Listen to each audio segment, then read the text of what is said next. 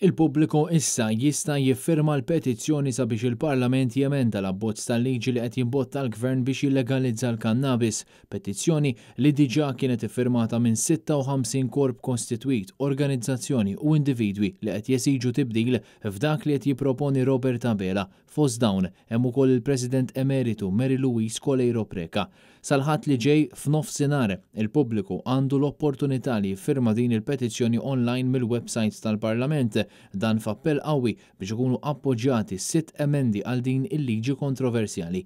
Skont 53 organizzazzjoni u individwu li nedew din il-petizzjoni, il-liġi tal-kannabis kif preżentata mill-Partit Laburista se tistabbilixxi qafas regolatorju dajjef li jirriskja li jħalli impatt negattiv kbir fuq is-soċjetà tagħna, speċjalment fost it-tfal, iż-żgħażagħ u l-aktar vulnerabbli. Din il-petizzjoni diġà kienet iffirmata mill-Caritas, l-Oasi, l-Assoċjazzjoni ta' min iħaddem, il-Kamra tal-Kummerċ u l-Assoċjazzjoni Medika Maltija. Fil-fatt, Net News tkellem mal-President tal-MAM, it-tabib Martin Balzan. Li issir liġi li tgħidlek il-kannabis xi ħaġa tajba. Ħuda meta trid, kif trid, isa Coca-Cola, dik mi aċċettabbli xejn. Għalfejn? Għax, l-ewwel ħaġa din hija l-entry għal addictions oħra, jiġifieri inti tibda bil-kannabis u tispiċċa xi ħaġa b'mart ieħor tieħu l-eroina, tieħu l-kokaina. Tieni ħaġa, speċjalment fiż-żgħażagħ, il-kannabis tista' twassal għal mart mentali serju ħafna. Din liġi mhix tajba. Għax qed tgħid li l-kannabis xejn mhu xejn, le. Qed nagħmlu żball, għandna naħsbu li l-kunċett ta' normalizzazzjoni ħażin.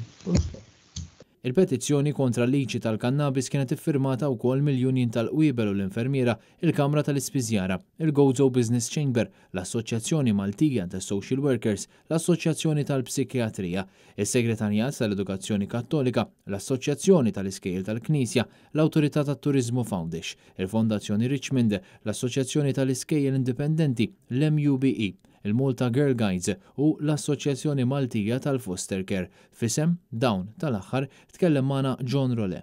Aħna mill-esperjenzi tagħna ta' tfal li sfortunatament il-ġenituri jabbużaw bid-droga, naraw il-konsegwenzi fuq it-tfal. U mhux biss fuq xi ħaġa żgħira, imma timpatta ħafna fuq l-għejxin ta' daw it-tfal.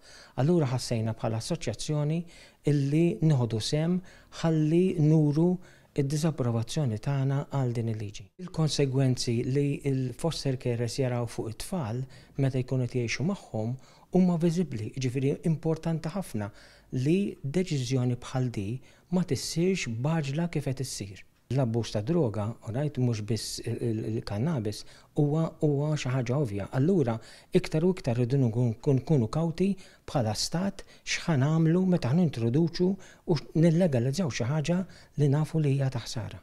Il-lista ta' dawk li firmaw biex jappellaw lill-Gvern ma jibqax għaddej gaffa minn fuq kulħadd tinkludi wkoll lill-SOS Malta, Dar Merħba Bik, id-Dar tal-Providenza, iċ-Ċentru tal-Onkoloġija, il-Life Network Foundation u l-Karl Vella Foundation li f'kummenti ma' Net News saħħu li ffirmaw din il-petizzjoni għaliex tissalvagwardja l-interessi tat-tfal.